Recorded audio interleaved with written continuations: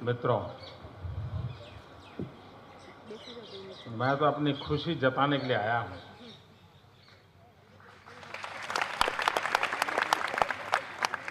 ഇത് 2008 ഇന്നത്തെ നമ്മുടെ പ്രധാനമന്ത്രി ശ്രീ നരേന്ദ്രമോദി ഗുജറാത്തിലെ അഹമ്മദാബാദിലുള്ള ISROയുടെ ഭാഗമായ സ്പേസ് ആപ്ലിക്കേഷൻ സെന്റർ സന്ദർശിച്ചപ്പോഴുള്ള അദ്ദേഹത്തിന്റെ പ്രസംഗത്തിലെ പ്രസക്ത ഭാഗങ്ങളാണ്.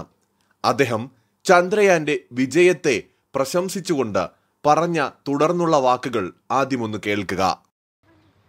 पहले मेरा मन करता था कि अगर अनुमति मिले तो हम भी हरिकोटा जाकर के देखें कैसे हो रहा है।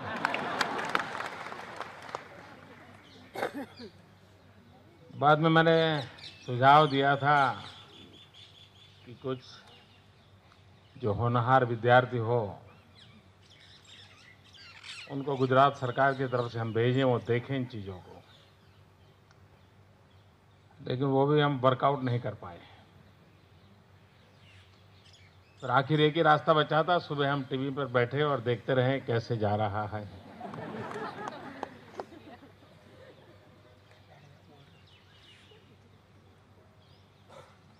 और बाद में आज मेरी कैबिनेट मीटिंग थी. नॉर्मली कैबिनेट में एजेंडा के काम होते हैं, लेकिन अब हमने एजेंडा से हट करके गुजरात सरकार की कैबिनेट ने एक प्रस्ताव पारित किया है, आप सबको बधाई देने के लिए.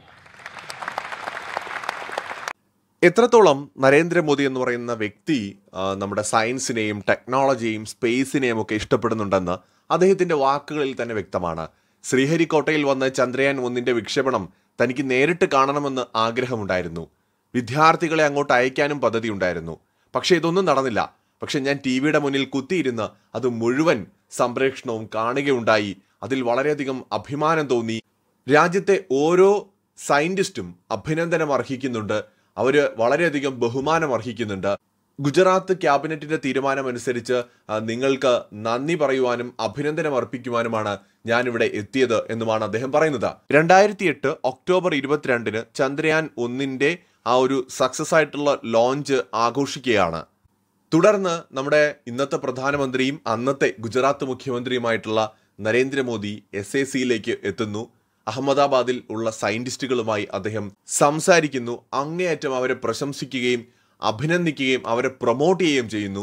അവർക്ക് മോട്ടിവേഷൻ കൊടുക്കുന്നു. ഒപ്പം അദ്ദേഹം അവരെ ഡിന്നറിനായിട്ട് ക്ഷണിക്കുകയും ചെയ്യുന്നുണ്ട്.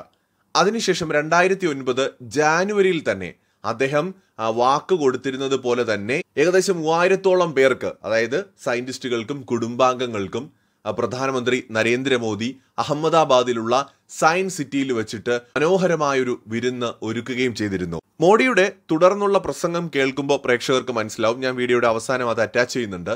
എത്രത്തോളം വിഷനുള്ള ഒരു ലീഡറാണ് പ്രൈം മിനിസ്റ്റർ മോദി. അദ്ദേഹം ഗുജറാത്ത് മുഖ്യമന്ത്രിയെ മാത്രമാണ് ആ സമയത്ത്.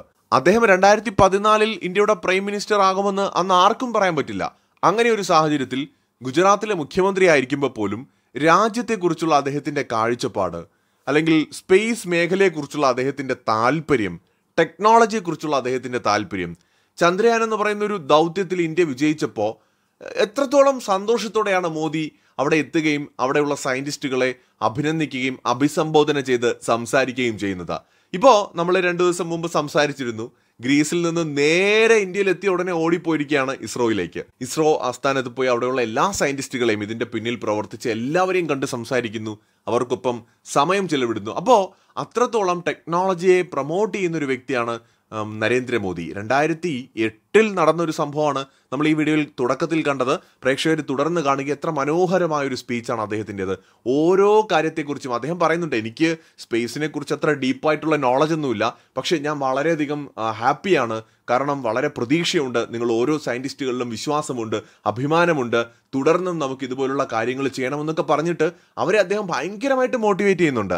സോ ഇതുപോലെ രാജ്യത്തിന് വേണ്ടിയിട്ട് എന്തെങ്കിലും ചെയ്യണമെന്ന ആഗ്രഹമുള്ളവർ ഭരണ നേതൃത്വത്തിലേക്ക് എത്തുമ്പോഴാണ് നമുക്ക് ഡെവലപ്മെൻറ്റ്സ് ഉണ്ടാവുന്നത്, രാജ്യത്തിന് വളർച്ച ഉണ്ടാവുന്നത്. മോദിയുടെ കാര്യത്തിൽ സംഭവിച്ചത്, മോദി ഭയങ്കരമായിട്ട് ഇന്ത്യയെ സ്നേഹിക്കുന്ന ഒരു രാജ്യസ്നേഹിയായിട്ടുള്ള ഒരു വ്യക്തിയാണ്. അപ്പോൾ അങ്ങനെ ഒരാൾ പ്രൈം മിനിസ്റ്ററിൻ്റെ പോലെ ഒരു പദവിയിലേക്ക് എത്തുമ്പോൾ അദ്ദേഹം ചെയ്യുന്ന ഓരോ കാര്യങ്ങളും ദീർഘവീക്ഷണത്തോടെ ആയിരിക്കും, പ്ലാനിങ്ങോടെ ആയിരിക്കും, ആലോചിച്ചുറപ്പിച്ചായിരിക്കും, സ്വാർത്ഥ താല്പര്യങ്ങളില്ലാതെ ആയിരിക്കും, ഒപ്പം രാജ്യത്തിൻ്റെ വളർച്ചയ്ക്കും പുരോഗതിക്കും വേണ്ടിയിട്ടായിരിക്കും. അവിടെ പോക്കറ്റ് വീർപ്പിക്കാനോ സ്വന്തം ആസ്തി വർദ്ധിപ്പിക്കാനോ വേണ്ടിയിട്ടായിരിക്കില്ല അദ്ദേഹം ശ്രമിക്കുന്നത്. അതിലുപരിയായിട്ട് രാജ്യത്തെ വളർത്തുക, രാജ്യത്തെ ശക്തിപ്പെടുത്തുക എന്ന ഒരു കാഴ്ചപ്പാടോടുകൂടിയായിരിക്കും അദ്ദേഹം മുന്നോട്ട് പോവുക.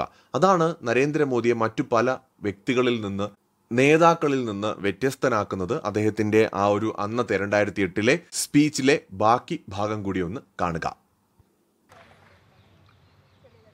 देश के सभी वैज्ञानिक अभिनंदन के अधिकारी हैं। तो बाद में मैंने यहाँ फोन किया, मैंने कहा मैं खुद आकर के मेरी सरकार ने जो प्रस्ताव किया है वो भी आपको देना चाहता हूँ, बधाई देना चाहता हूँ। और तब मुझे इतना ही था कि मैं आऊँगा चैम्बर में राम रतन जी को और 2-4 मित्रों को मिलूंगा और फिर जाऊँगा, लेकिन ये तो जैकेट का कोट हो गया।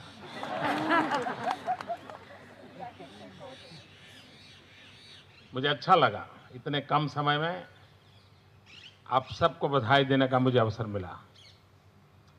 मतलब बड़े मन से अपनी प्रसन्नता, अपना आनंद उसे व्यक्त करना, बस इसीलिए आया हूं। क्योंकि एक वैज्ञानिक इन्हें वे तपस्या करता है। मैं जब आया था राष्ट्रपति जी के साथ, अब्दुल कलाम जी के साथ, तो छोटी छोटी चीजें बारीकाई से सब मुझे राम रतन जी बता रहे थे। उस कैमरा का भी जिक्र उस समय हुआ था, उसके वेट की चर्चा हो रही थी, वेट ज्यादा ना हो जाए उसका टेंशन चल रहा था। वो चीजें मुझे थोड़ी बहुत याद थी कि किस प्रकार से काम हो रहा है। मित्रों, इस स्पेस साइंस में गुजरात गौरव करे ऐसी बहुत सी चीजें हैं। क्योंकि डॉक्टर विक्रम साराभाई जिन्होंने सपना देखा था, और यही एक छोटी सी कॉलेज एमजी साइंस, जिसके कमरे में सबसे पहले काम प्रारंभ हुआ था 1960 में, और बाद में 75 में सिग्नल टेस्टिंग का एक सफलता मिली थी हम लोगों को। और शायद उसके बाद इसी भवन से एक पहला 2000-2500 गांवों को संपर्क करने वाली एक व्यवस्था हमने सबसे पहली विकसित की थी, और पीच को लेकर के अपना एक सेंटर चलता था। तो ये सारी चीजें उसका एक प्रकार से प्रारंभ बिंदु यहां पर रहा। और आज दुनिया के उन 6 देशों में हम भी एक हो गए जो इस साहसपूर्ण काम को करने जा रहे हैं।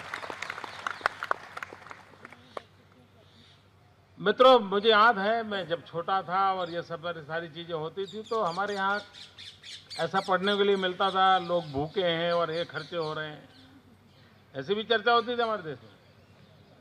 रास्ते तो बने नहीं और चंद्रमा पे जाने के लिए सपने देख रहे हैं, ये आलोचना होती थी।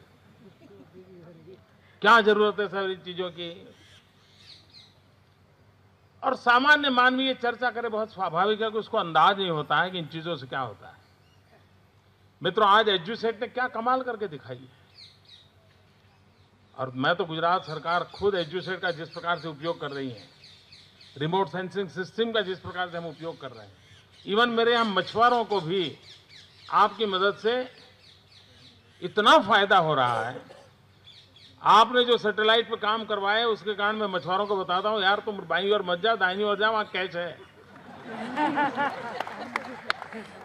तो उसका न डीजल का खर्चा होता है, न समय बर्बाद होता है, उसको कैच मिल जाता है। वो अपना 2-2, 3-3 दिन के बाद पहले घर लौटता था, अब 4 घंटे में वापस आ जाता है कैच पकड़ करके, परिवार के साथ रहता है। यानी विज्ञान का उपयोग गरीब से गरीब आदमी के लिए कैसे हो सकता है। और तब जाकर के ये सिर्फ दुनिया के देशों में नाम कमाने के लिए नहीं है, ये विज्ञान सामान्य से सामान्य मानवी की जिंदगी को प्रभावित करता है। मित्रों, जब साइंटिस्ट इस कामों को करता है तब उसे एक साधना होती है, एक तपस्या होती है, वो अपना लगा रहता है, उसको साइंटिफिक विजन होता है, वो करता है। लेकिन जन सामान्य को उसकी क्या अनुभूति होगी, उसका क्या आनंद होगा, शायद कभी कभी वो भी उससे अछूता होता है। जैसे कभी होता है कि एक बड़ी होटल के अंदर खाना पकाने वाला खाना पकाता है, लेकिन बधाइयां परोसने वाला लेता रहता है।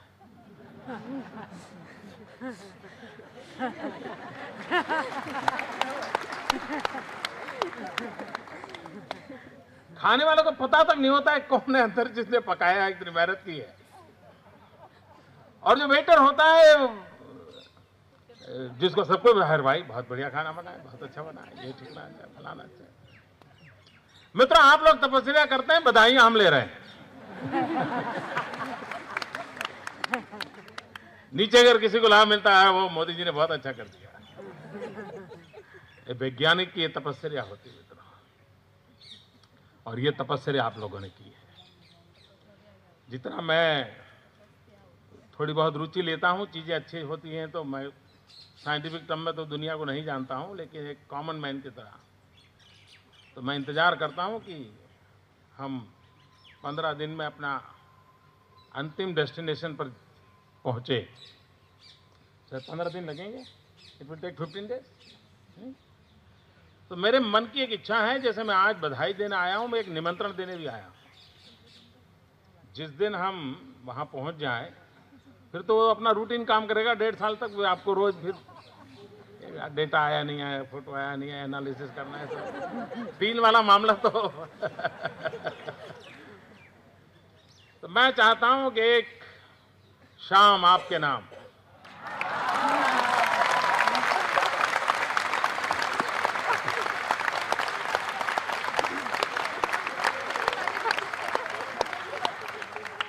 मैं चाहता हूं कैंपस आप तय करें, जहां भी सुविधा हो, पूरा इसरो पूरा, और पुराने भी लोग हैं उनको भी बुलाइए सर।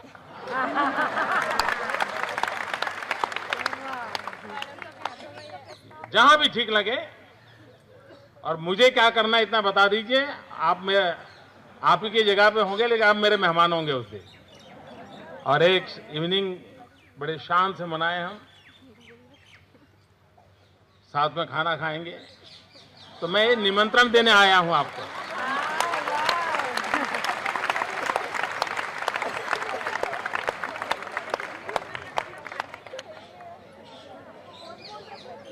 मित्रों, मैं इस घटना के आनंद को अनुभव कर सकता हूं। मुझे मालूम है आज क्या हुआ है देश के जीवन में, विज्ञान के जीवन में, और इसका आने वाले दिनों में कितना परिणाम होने वाला है, इसका मैं अंदाज कर सकता हूं। और इसलिए खुशी जताने के लिए आपके बीच आपकी खुशी का एहसास करूंगा तो मेरी ताकत बढ़ेगी।